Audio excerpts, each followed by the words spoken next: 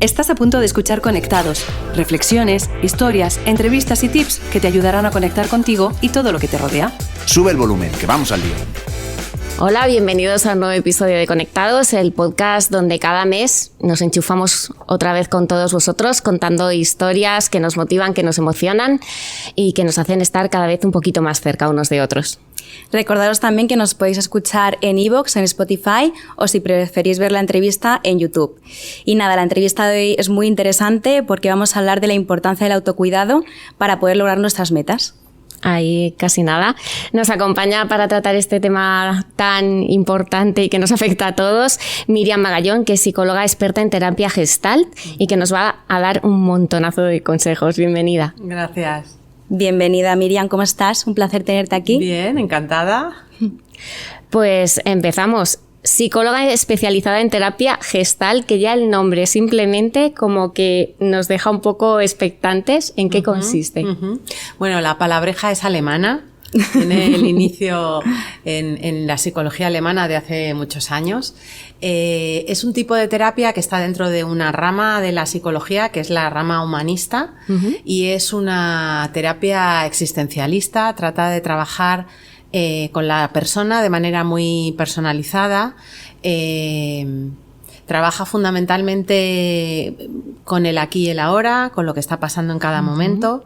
Trabaja también mucho con la responsabilidad de cada uno en los problemas, porque a veces vienen personas con problemas que escapan a sí mismas y desde ahí poco podemos trabajar. Lo importante es cuál es su parte en esto y desde ahí cómo podemos intervenir o mejorar, ¿no?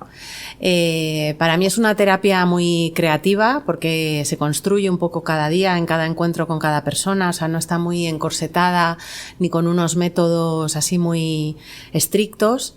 Y permite también que sea el terapeuta un poco una herramienta más, o sea, el terapeuta también devuelve a la persona pues lo que está viendo, lo que le surge, lo que se le ocurre, propone también maneras de trabajar a veces que no son simplemente con la palabra, pues con alguna técnica o a veces hasta el silencio, con el cuerpo, bueno.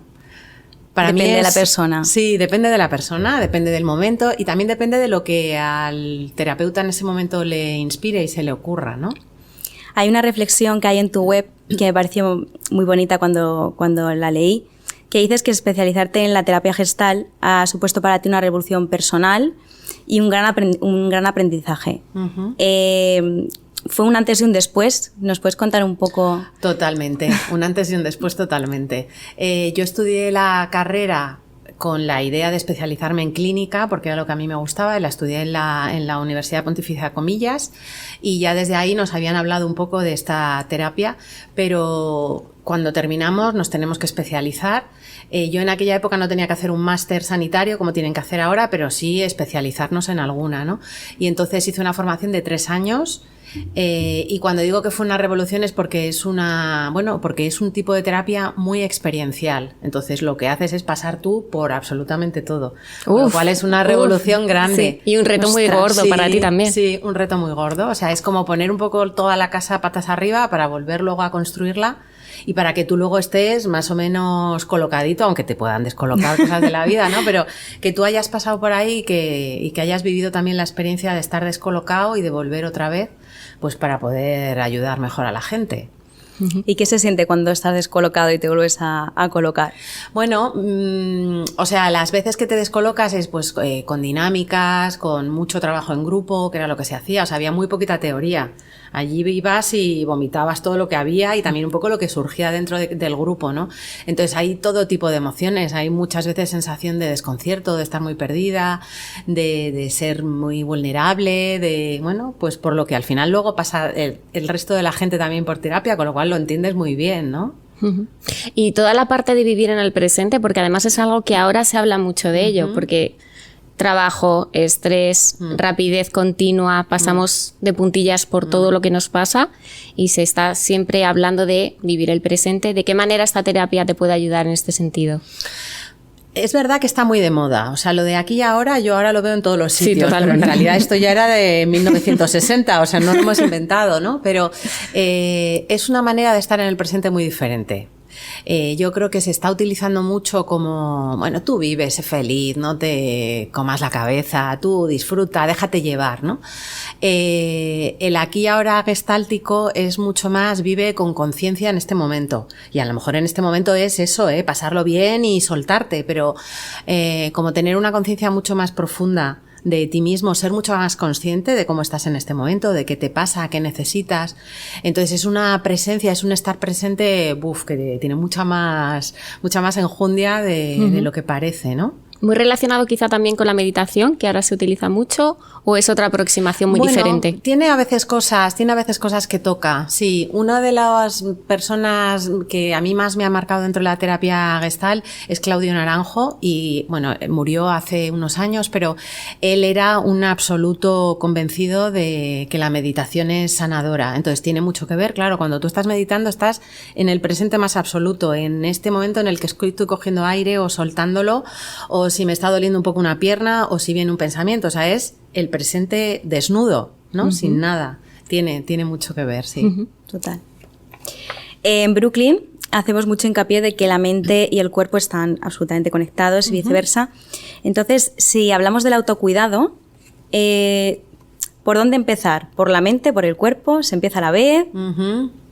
Bueno, yo creo que somos un todo, como tú has dicho. O sea, tendemos siempre a separar, ¿no? Por un lado va la cabeza, por otro lado va el cuerpo, pero en realidad yo creo que una persona sana es aquella que está bien integrada, la que como que todo él es entero, no divide, ¿no? Yo creo que para empezar a cuidarnos necesitamos la cabeza. Necesitamos, en primer lugar, darnos cuenta cómo estamos, qué nos pasa, qué estamos necesitando en este momento. Entonces, para empezar a cuidarnos tenemos que utilizar la cabeza, pero es verdad que tenemos que estar escuchando al cuerpo, o sea, que no es una cosa racional, sino que la cabeza chequea un poco todo el cuerpo y desde ahí nos devuelve, pues estoy muy cansada, pues me duele mucho la cabeza, pues no me he dado cuenta que llevo 5 horas sin comer nada y estoy canina, o pues llevo un día agotador y me vendría fenomenal dormir una siesta. Pues necesito moverme, llevo sentada sin cambiar de postura, ¿no? Es como, ese es el cuidado más básico y ni siquiera ese yo creo que lo aprobaríamos casi ninguno, ¿no? Porque en el fondo es como cuidar de nuestras necesidades más básicas y luego podemos ir subiendo en unas necesidades un poco más sofisticadas, un poco más místicas o más profundas o más relacionales, pero las primeras, que son como las físicas, es que ni esas les dedicamos atención, ¿no? Hay que sentirnos primero. Eso es, hay que sentirnos, darnos cuenta de cómo estoy, qué me pasa ahora, o sea, si nos pudiéramos chequear muchas veces a lo largo del día estaríamos mucho mejor porque nos daríamos cuenta que nos hemos puesto muy nerviosos después de una llamada y ya llevamos 2 horas cruzados y estamos de los nervios, que llevamos, lo que digo, un rato sin estirarnos y nos está empezando a doler el cuello y simplemente con estirarnos un poquito nos calmaríamos, que tenemos hambre, que tenemos sed, que tenemos ganas de ir al baño, que tenemos ganas de dormir. Es que hasta eso a veces ignoramos, ¿no? Porque estamos como metidos en otra cosa. Con lo cual es algo muy personal, ¿no? En terapia al final trabajas con la persona para ver de qué manera ellos tienen que empezar a autocuidarse. A partir de la observación, luego, ¿cuáles son los siguientes pasos de autocuidado? Eso es. O sea, en primer lugar, uno tiene que darse cuenta cómo está. Y eso ya es un trabajo, porque la mayoría de la gente que llega a terapia dice estoy bien o estoy mal y ahí se ha acabado. Y estar bien son miles de sensaciones diferentes y estar mal otras 1000. Y muy subjetivo, ¿no? O sea, porque alguien puede decir estoy fatal cuando ya ha llegado a un límite y para otra persona eso es estar súper bien. Claro, completamente. Claro, o sea, es muy subjetivo. Sí. O sea, lo que yo hago es meterme en los zapatos de la persona que tengo enfrente, ponerme sus gafas, no son las mías o las de otros, ¿no? Y desde ahí que empiecen a ponerle nombre a lo que sienten. Tenemos cientos de sentimientos, de palabras que definen sentimientos y ni siquiera las conocemos, ¿no? Entonces empezar por ahí y una vez que uno se da cuenta de lo que siente, entonces lo siguiente es ¿y qué necesito yo? ¿Qué necesito en este momento? Si son sensaciones o sentimientos que me lo hacen pasar mal, ¿cómo puedo salir yo de aquí? Y yo le animo a que no se escape, ¿no? A que no sea, pues pongo la música alta y me olvido y me anestesio, o conduzco a lo bestia y con la adrenalina se me pasa, sino ¿qué te ayudaría a calmar esto o a sosegarlo o a qué es lo que necesitas, ¿no? Y desde ahí entonces es cuando uno pasa a la acción. O sea, no pasas de manera impulsiva, no pasas de manera evitativa, sino después de haberte hecho cargo, entonces digo, vale, pues lo que me está pasando es esto. ¿Y qué necesitaría?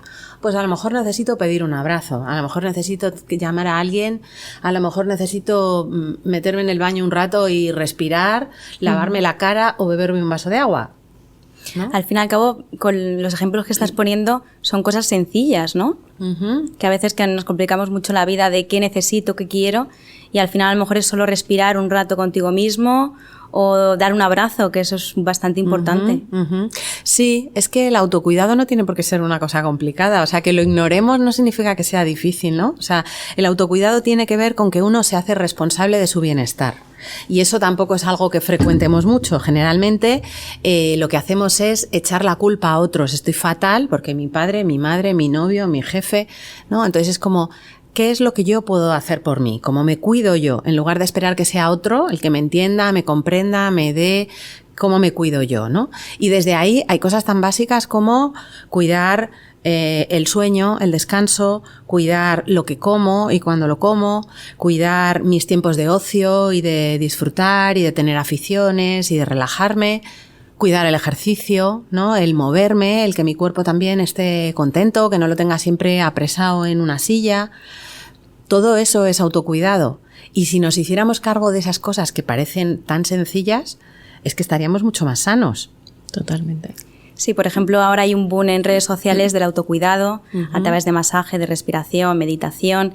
Y muchas veces, como el ponernos de prioridad se confunde con ser egoísta. O sea, ¿nos puedes explicar un poco la diferencia de estoy siguiendo querer autocuidarme a decir, ostras, me estoy pasando, soy una persona un poco egoísta? Sí. En terapia hay veces que a lo largo del proceso, en algún momento, todas las personas se quedan un poco enganchadas en una cosa que los gestálticos llamamos egotismo, que es como estar demasiado centrado en uno mismo, porque al final cuando uno está en terapia está todo el rato mirándose y mirando su ombligo, ¿no? Y no solamente en el rato de la sesión, el resto de la semana empieza a observarse, ¿no? Entonces, es verdad que tenemos ese peligro, pero a poquito que abramos los ojos y nos demos cuenta que estamos en un mundo, que estamos en relación, que hay otras personas, desde ahí yo creo que la magia está en poder cuidar de uno mismo, pero no olvidarse también de lo de fuera, ¿no? Como otra cosa que se dice muy gestálticamente de estar dentro y fuera. Estoy dentro y me hago cargo y me doy cuenta, pero también estoy fuera. Y también hay veces en las que eso que yo necesito en este momento a lo mejor no lo puedo cubrir porque estoy en otro momento, porque me toca, yo qué sé, pues o estoy en la crianza de mis hijos, o estoy en una reunión súper importante, o estoy... Entonces, no puedo a lo mejor hacer esa labor de cuidar de mí misma o de hacer algo por salir de ahí, porque en este momento no se puede, porque hay otras personas que me necesitan, porque no, lo tengo que posponer, pero por lo menos darme cuenta de lo que estoy necesitando. Y a lo mejor cuando termino, entonces sí que me puedo dar una ducha caliente si no me ha dado tiempo, o que puedo salir un poco fuera y que me dé el aire después de una reunión muy intensa, ¿no? Como ese equilibrio entre dentro y fuera. Si estoy todo el tiempo dentro, malo. Y si estoy todo el tiempo fuera, malo también. O sea, es una decisión tuya al final. Conscientemente tomas la decisión de, en este momento mi prioridad va a ser esta, que a lo mejor es dar de cenar a mis hijos, sino ducharme, y luego hago esto que sí que de verdad necesito. Eso es. Eso es. Y luego también a veces hay que trabajar con la frustración. O sea, que me encantaría tener una vida donde yo pudiera observarme y darme todo lo que necesito en cada momento, ¿no? Pero la realidad es otra, y también eso es muy importante trabajarlo en terapia. La frustración de todo lo que yo quiero o necesito, a veces no lo puedo tener ni en este momento y a veces ni nunca. Y, por ejemplo, a lo mejor, no lo sé, el mirarte tanto no se convierte en algo como obsesivo. En plan, si estoy todo el día mirándome cómo me siento, tal, no puede despertar en mí como un comportamiento un poco obsesivo de quererlo todo, tenerlo controlado de alguna forma. Sí, puede ser, puede ser. Ahí tiene mucha importancia el terapeuta. Bueno, y la gente que te rodea, ¿no? Si tienes gente que te quiere bien, también te puede decir, oye, que llevas una temporada que yo me mí conmigo, ¿no? O el propio terapeuta, ¿no? De bueno, ¿y qué más hay? ¿Qué pasa fuera de ahí, no? Fuera de ti, ¿qué hay? ¿Qué está pasando? ¿Qué...? ¿No? Porque es verdad que hay gente que se mete tanto en el proceso de introspección que se queda ahí enganchado. Sí. Nosotros somos muy conscientes aquí en Brooklyn también de que hay momentos en el año en el que todos nos marcamos unos objetivos, enero, septiembre, de me voy a cuidar mucho más, voy a comer mejor, voy a hacer ejercicio. ¿Cómo nos puede ayudar esta aproximación desde este tipo de terapia a definir mejor los objetivos o a afrontar estos momentos de motivación absoluta y establecer unos objetivos claros? Bueno, yo en primer lugar diría que hay que pararse. O sea, que no valen las 3 frases que he visto en redes que, ay, estas me encantan. Es que a mí esta chica me encanta. Dice unas frases, un mensaje que me encanta. Es párate y dedícate a lo mejor unos días. Es que a lo mejor necesitas dedicarte una semana, 15 días, cuando se acerca el final del año, a hacer un poco de balance, cómo ha sido mi año, qué ha pasado, pero también qué me ha faltado, qué necesito, qué está un poco más cojo en mi vida. Entonces, dedico tiempo primero a pensarlo y a darme cuenta cuál es ese punto de partida, ¿no? Y desde ahí, entonces pienso qué puedo hacer, qué me gustaría, ¿no? O sea que, en primer lugar, pararse y reflexionar y observar, ¿no? Pues he echado este año en falta, pues sí, a lo mejor el tema de comer mejor. Me encuentro mal, este año he tenido muchos problemas digestivos, o he cogido peso, o no me siento a gusto, o no he preparado comidas que sé que a mi cuerpo le agradan y le gustan. Entonces, este año me gustaría trabajar en esto, por ejemplo, ¿no? O, pues este año no me he movido casi, siento que mi cuerpo se ha quedado como fofo, como que no tengo energía, llego al final del día agotado, o he tenido un montón de lesiones, o he tenido un montón de contracturas, ¿no? Es como, hago balance y digo, ostras, es verdad, no me había dado cuenta. Este año he tenido que ir 8 veces al fisio porque he estado contracturado. Esta es una pista, ¿no? Que quiero hacer yo el año que viene. Entonces, a mí me parece muy importante que los propósitos no sean como eso, como titulares muy bonitos, que quedan muy bien, sino que sean fruto de haberme dado cuenta de cosas y una cosa como más profunda de, es que yo quiero cuidar de mí mismo. Yo quiero darme el mejor de los cuidados. Y eso no es tenerme que ir al mejor spa ni al mejor. Es hacerme yo responsable de mí, de mi autocuidado. Y lo que decías tú, a lo mejor no son un montón de cosas, a lo mejor son 2 o 3 en las que digo, yo este año voy a trabajar por esto, porque quiero cuidar de mí. No es la fuerza de voluntad de me voy a machacar y voy a ir y no sé cuántas veces y voy a conseguir, yo qué sé, pues eso, ir 5 veces a la semana, o voy a conseguir hacer ejercicios de fuerza y coger no sé cuántos kilos. Yo te diría, empieza por ver qué es lo que le sienta bien a tu cuerpo. Empieza a moverte y a ver cómo te encuentras, y desde ahí a lo mejor sí que hay retos que te apetecen, pero no como retos de otro que yo cojo prestados. Ajá, totalmente.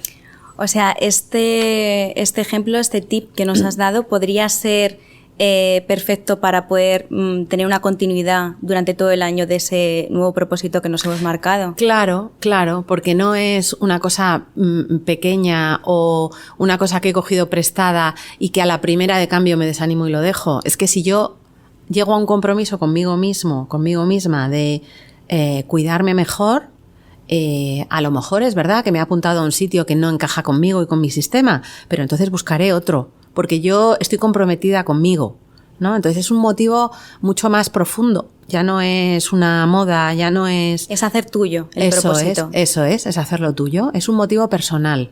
Cuando hay personas que a lo largo del año van perdiendo, bueno, pues porque las personas somos así, perdemos fuelle, perdemos ilusión, también deja de ser novedad. Otra vez hay que volver a hacer el ejercicio de me voy a meter otra vez un poquito para adentro y retomar aquello que escribí a final de año, que yo quería cuidar de mí mismo, y como que retomo ese compromiso conmigo.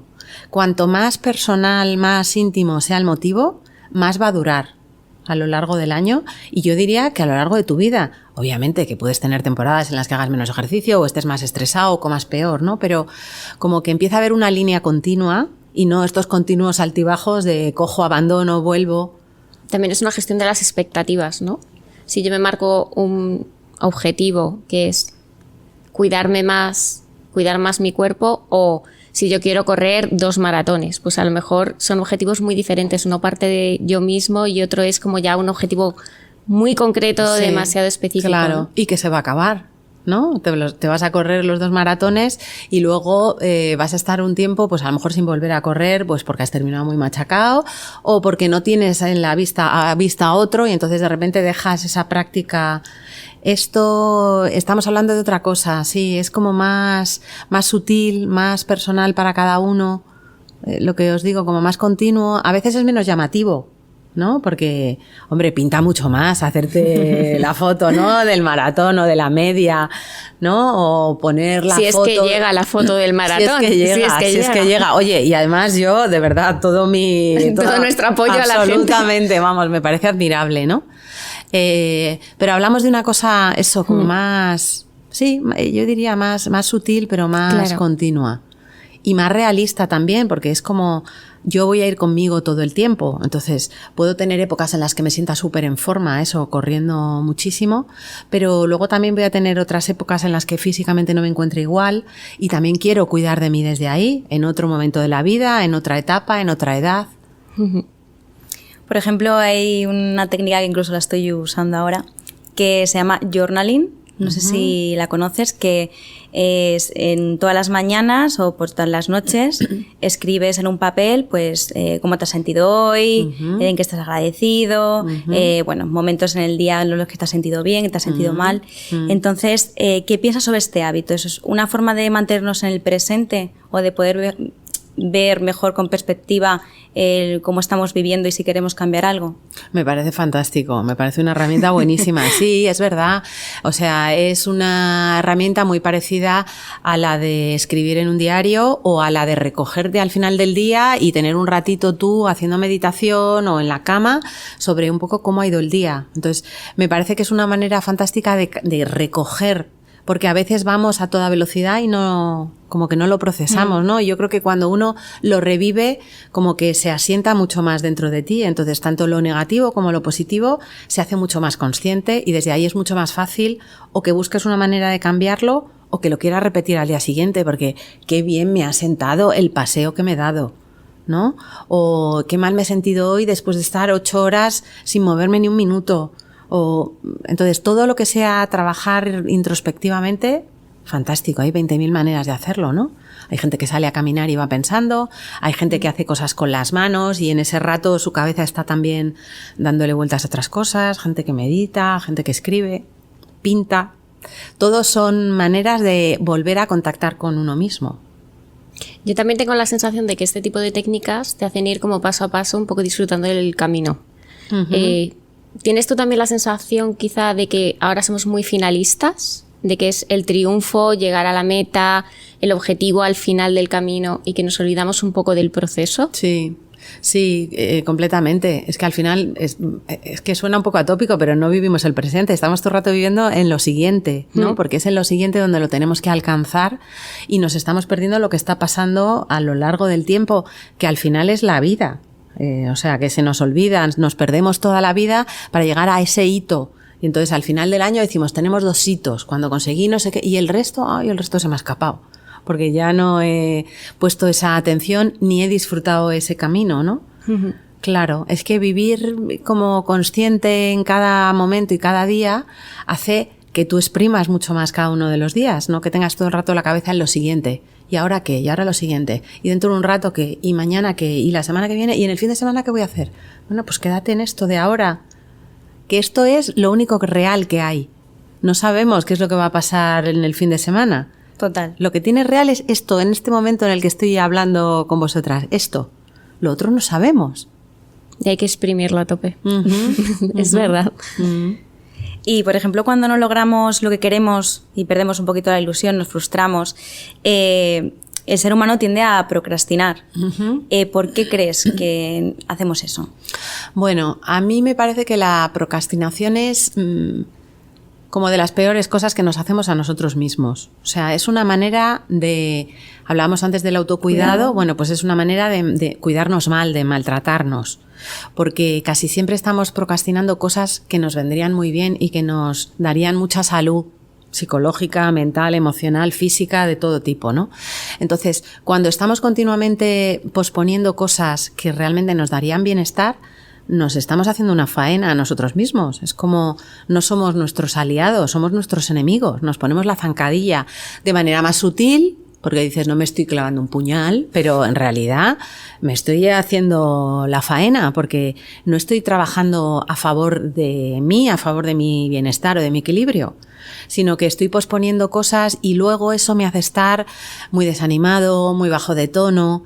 casi siempre son cosas que nos podrían dar energía y mucha vitalidad y tumbados en el sofá diciendo es que tendría que, estamos quedándonos sin esa experiencia, ¿no? Y apagándonos. Es la inacción al final. Sí, y también el engañarnos, también nos decimos, no, si mañana ya seguro, mañana ya... Sí, también es como una forma de compadecernos, en plan, bueno, pues si mañana lo haré, si no pasa nada. Y el no pasa nada luego se convierte en algo que no pasa nada y pasa todo. Sí, yo creo que a veces somos muy condescendientes con nosotros mismos, ¿no? Y ahí también hay una barrera muy fina entre ser compasivos con nosotros mismos y amables con nosotros mismos o pasarnos al otro lado y ser muy complacientes y muy flojuchos con nosotros mismos, ¿no? O sea, yo creo que tenemos que ser capaces de tratarnos con amabilidad y con cariño y cuando nos equivocamos y cuando fallamos, bueno, pues podernos aceptar, pero lo que yo digo es que ahora hay que poner otra vez el contador a cero y mañana vuelvo otra vez a luchar mi día a día, ¿no? Bueno, pues sí, hoy es verdad, hoy me ha pillado el toro, hoy me he tirado en el sofá, hoy... Vale, bueno, mañana continúo porque esto va en mi bienestar, ¿no? Aquí me lo juego yo. Pasamos al siguiente, ya estamos llegando al final. Sí, iba a decir lo mismo que... bueno, tenemos una sección que se llama Final Round, que son, aunque suena así el nombre un poco como... ¿Qué es esto? Bueno, muy de Brooklyn. Sí, muy Brooklyn. Son preguntas cortitas para poder conocerte mejor. Entonces, nada, pues empezamos. Final round. ¿Entrenar a primera hora de la mañana o última del día? A primera.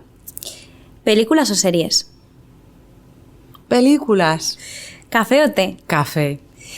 ¿Tortilla de patata con cebolla o sin cebolla? Con cebolla. ¿Leer o escuchar música?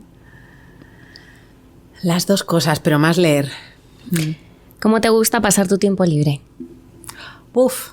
Me gusta caminar, me gusta tomar el sol, me gusta viajar, leer, cocinar, pintar. Bueno, como siga, tengo un mogollón de cosas. ¿Qué es lo primero que se te pasa por la cabeza cuando escuchas la palabra rutina? Para mí no es mala, para mí es estabilidad. Si fueras un calcetín, ¿preferirías estar emparejado o suelto? Me gustaría de colores. ¿Cómo sería tu día perfecto? Sin prisa. ¿Qué es lo que más temes?